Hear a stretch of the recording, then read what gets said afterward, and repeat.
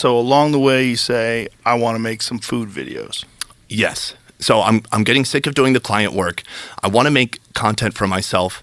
I've read Gary Vee's first book, Crush It, and I want to crush it. And I love the book, and it taught me about content marketing, and that's something I started doing. Hey, instead of a corporate video, let's make you weekly videos or monthly videos, and from there you can offer value to the people watching, and then you can have a call to action. And I just thought, well, I could do this for myself. And I had a couple of different ideas, but the idea that stuck was doing food. And at the time, I had a couple of channels that really inspired me. I listened to H3H3, who did comedy at the time. And then I watched a channel called Jack's Gap, and he had this very wanderlusty travel videos that he did. As a young kid from the UK who would go to India, who would go to these interesting countries, and it felt so remote. And at that time, maybe this is 2014, 2013, there's almost no travel content on YouTube. And if there is any, people are just trying to emulate what already exists on the travel channel, which is what I didn't understand at the time, because all the shit on the travel channel was so dry. It's just like, today we walk in Cairo, a city thousands of years old, rich with history. And I was like, this is so fucking boring. Why not mix something more spontaneous, a little bit more humor, the pacing of YouTube, faster pacing, and make a completely new travel format that people hadn't seen before. Now, it took me a few years to get it right, but that was the initial idea. That was the inspiration at the time. So where was your first video? Where'd you go? Oh, that's a good question. So I've made a few different pivots since I started. If you look at my first 6-8 videos, they're still online. I mean, my first video is just about a grilled cheese. My first few videos were in Korea, but I was just covering international food. I was doing nachos and burgers and a Juicy Lucy. And at some point, I mean, I guess that was just a practice. It was like, can I do this? Can I edit a video? Mm-hmm. Can I be in front of camera? And I just thought, nobody's going to watch about, is a cheeseburger good in Korea? That is not international content. So early on, I decided, and I wasn't shy about it. I said, I really liked Andrew Zimmern's show growing up. Before I moved to Korea, I worked at this job. I'm bouncing around a little bit, but I worked at this job at a home, and I would have to stay overnight at the home. I didn't have cable in my apartment, but at this home, 4 guys lived there. They're assisted living folks. And one guy would have seizures at night, potentially, maybe once out of every 4 times. He would scream. He'd grab a magnet from the fridge, rub it on his chest. Somehow that made the seizure go away.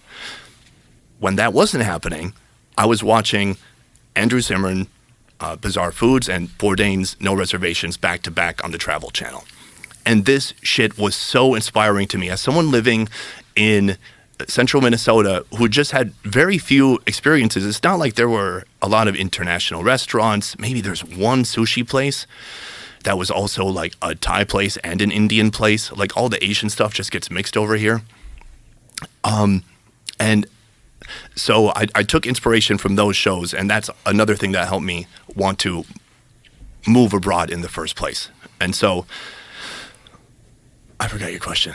I was on a roll though. You were on a roll. It's just, how did you get started? Like, what was the inspiration to start making food? Were you always like a food enthusiast, or was this just? Yes. Well, so I loved that. I loved watching that show. I remember watching Andrew Zimmern when he was in Taipei, Taiwan, and he was eating something called stinky tofu, and he ate something that was so smelly, so intense that he couldn't even handle it, and he had to spit it out. And to me, that was just fascinating, and the story behind that. And so I made this pivot early on in the channel. I said, I want to go explore more bizarre foods, exotic foods, foods that seem way out there. And for me, the reason is that those types of foods just have an intrinsic story attached to them.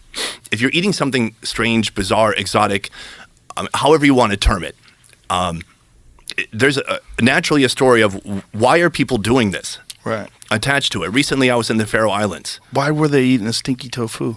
So stinky tofu is, there's a lot of cultures around the world that like to ferment food.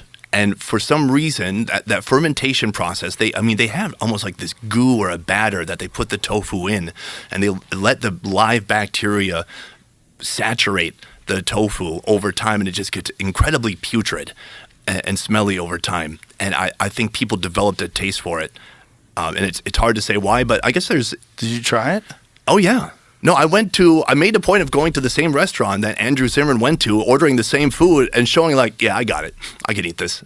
The same food that he spit out. And I sent him that video on Twitter and he laughed. He thought it was funny. It was all, in good spirits. And so. What is it like?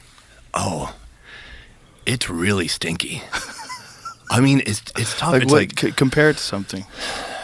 Everybody wants to compare stuff to like, oh, it's like cheese. It's like a stinky cheese. It's kind of like that, but it's also like rotten mushrooms, really intense, putrid. It's like you taste it up through your nose. I think it gave me PTSD, and really? And I don't want to make light of PTSD. Was that rough? But it was. Did you finish the bad. bowl? I ate the whole thing. I made a decision at that moment that really helped me. I literally had anxiety before eating this. So it's tofu, but they make it into a sandwich. And so you've got a tofu bun. Here. Yeah, okay. So you've got a tofu bun on top and on bottom. Oh, I was so cute back then. Wearing my little muscle man shirt with no muscles. And there's tomato and there's some vegetables inside and a bunch of sauce. And when you eat it, yeah, it just has. It's good to see the different iterations of the bandana too. You started off with a headband. Yes. What's the story? No, that's also a bandana. What's the story of the bandana? It's not that good of a story. I sweat a lot. Yeah, that's the shortest version of the story. I live in Southeast Asia. I live in Saigon, so Vietnam is my home. It's real humid over there, so it'll get like 90% humidity, 100 degrees. So you just got accustomed to keeping sweat out of your eyes. Yeah, what do you do? Like when you work out, like I sweat in my eyes. It seems like that's one of the options. Otherwise, you can wear a basketball headband, which isn't that good of an option. You can wear a baseball cap, I guess. But bandana just worked for me. And then I was so intent on it not becoming like a symbol of the show. I didn't want to be called a douchebag. But it's your thing. Well, yeah, douchebag. You're a nice guy. Oh, thank you. Don't listen to those people. And just because you have a bandana, you become a douchebag? Well, yeah, because it's like, who's this guy with this? What do you got, this fabric around your head for? One guy wrote like, what, you got to tie that around your head to keep your brains in? It's like, all right, fair enough. And eventually I just gave in. And the point I knew I gave in is we went to Japan and it was actually cold. And I'm like, I'm still wearing the bandana. I'm not sweating at all. But I got to wear it now. It's just your thing? Yeah, so it's just become... Now, so listen, when I'm outside of here, when I'm on the streets, I don't wear it. I'm not desperate for attention. I wear it for the show. Oh, interesting. Okay, so... Or if I'm working out. Actually, when I work out, I do wear it. I wear a different color, though. Okay, so red is only when you're working. I save the red ones for work. I got the whole rainbow pack.